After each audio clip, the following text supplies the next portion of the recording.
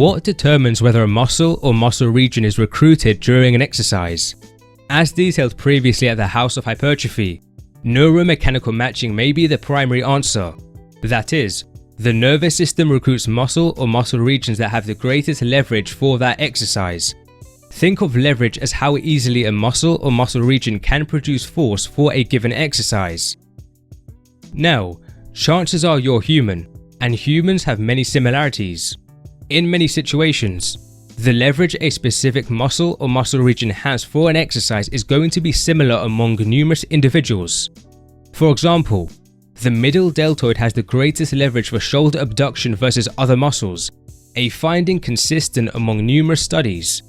So a shoulder abduction exercise, like lateral raises, is going to preferentially grow the middle deltoid in virtually all individuals. Yet in other cases, individual differences certainly exist in the leverage a muscle or muscle region has for an exercise. In this video, we'll explore the evidence for this, what this means for your training, and we'll wrap up trying to answer whether an individual can change what muscle region they predominantly recruit during an exercise. Let's dive in.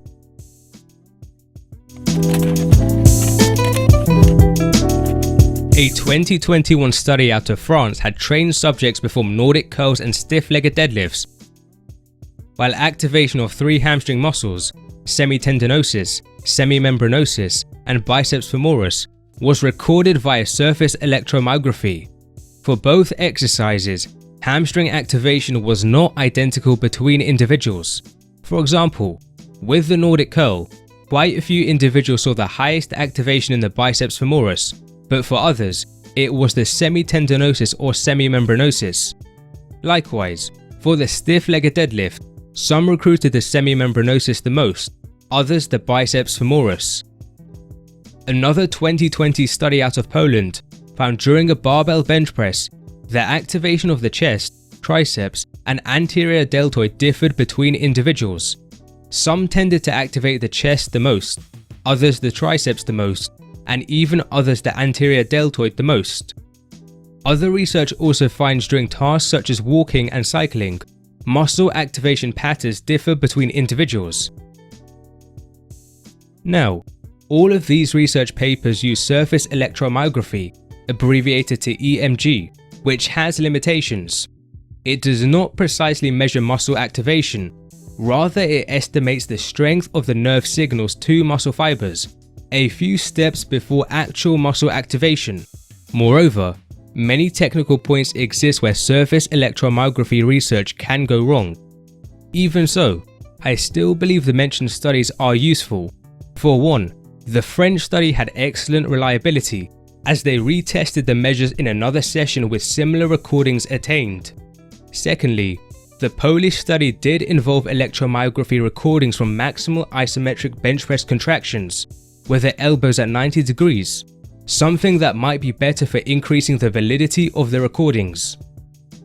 So all in all, I believe we have promising data indicating in certain situations, not everyone experiences the same muscle recruitment patterns during an exercise.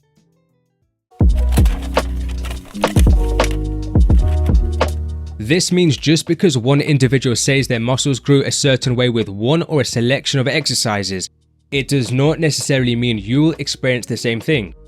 Over the long term, you're going to want to try and figure out what selection of exercises work best for your body and goals.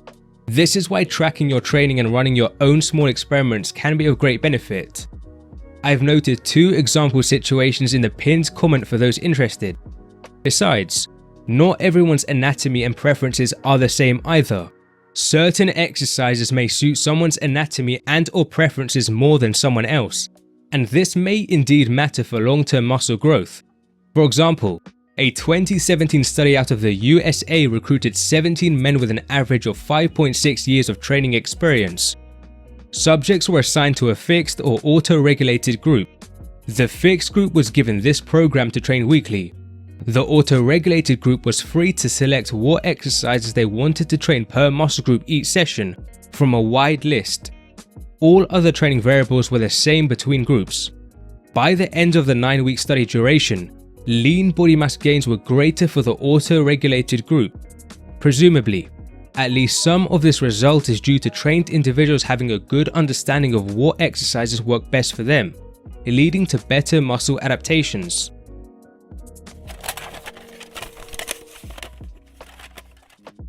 During compound exercises that recruit multiple muscle groups, logical evidence suggests your technique biases towards recruiting your stronger muscle or muscle groups. For example, this 2009 study out of the USA established people with greater back strength relative to knee strength used their back more during a lifting task, while people with greater knee strength relative to back strength used a more knee-dominant strategy.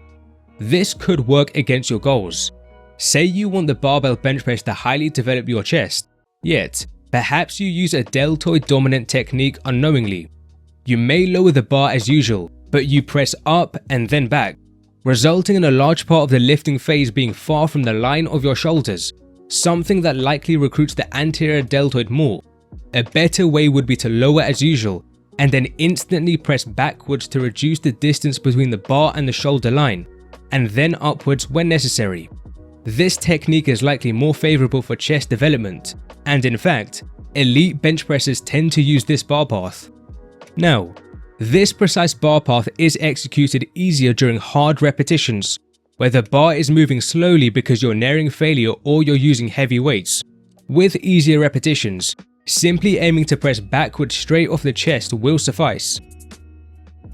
The takeaway here is it's good to be aware of the technique you're using during a compound exercise. Is it conducive to your goals? This is one reason why recording yourself performing an exercise can be useful.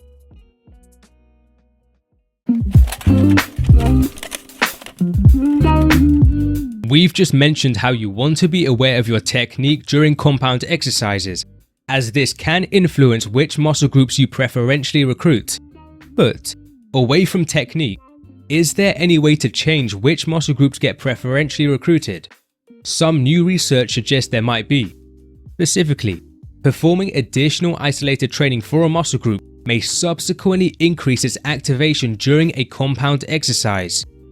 We previously noted a study from Poland indicating recruitment of the chest, triceps, and anterior deltoid differ between individuals on the barbell bench press. But the researchers did something interesting.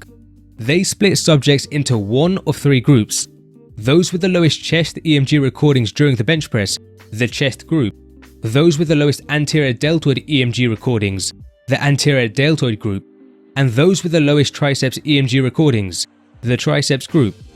The subjects went on to perform targeted isolation training for their respective lowest EMG muscle, performing 3 exercises per session, each for 4 sets of 10 to 15 repetitions to failure, 3 times per week for 6 weeks. These were the exercises used for each group per session. All 3 groups also performed 3 sets with a 4 rep max load on the barbell bench press each week to ensure strength did not attenuate.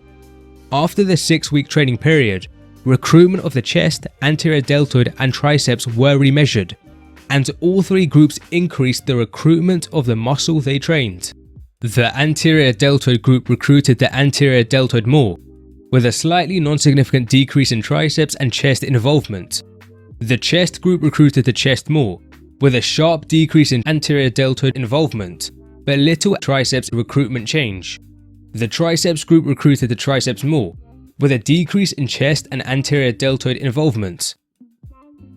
Another study out of the USA recorded gluteus maximus involvement during bilateral and unilateral squats, before and after a week of daily glute band training.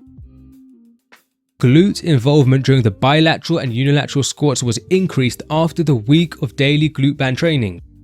Thus, the literature suggests performing isolated training for a muscle group and reducing or ceasing training for other muscle groups may lead to the trained muscle group increasing its involvement in a compound exercise. More research is still needed to establish the true effectiveness of this method, but if you would really like to change what muscle group you preferentially recruit during a compound exercise, you may wish to experiment with this concept. Perhaps you like the back squat, but you'd like it to recruit the glutes more than usual. Performing some added isolation training for the glutes for a while minimizing work for other muscles, may accomplish this. Similarly, if you like deadlifts, but you'd like it to recruit the glutes or hamstrings more than the spinal erectors. Performing glute or hamstring isolated training for a while minimizing spinal erector training, may accomplish this.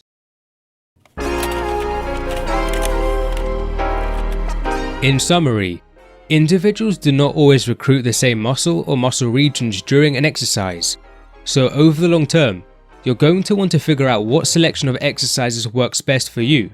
Anatomy and preferences also play a role here. With compound exercises, you should be mindful of whether your technique is executed in a way that predominantly recruits the muscle group you want to maximally train.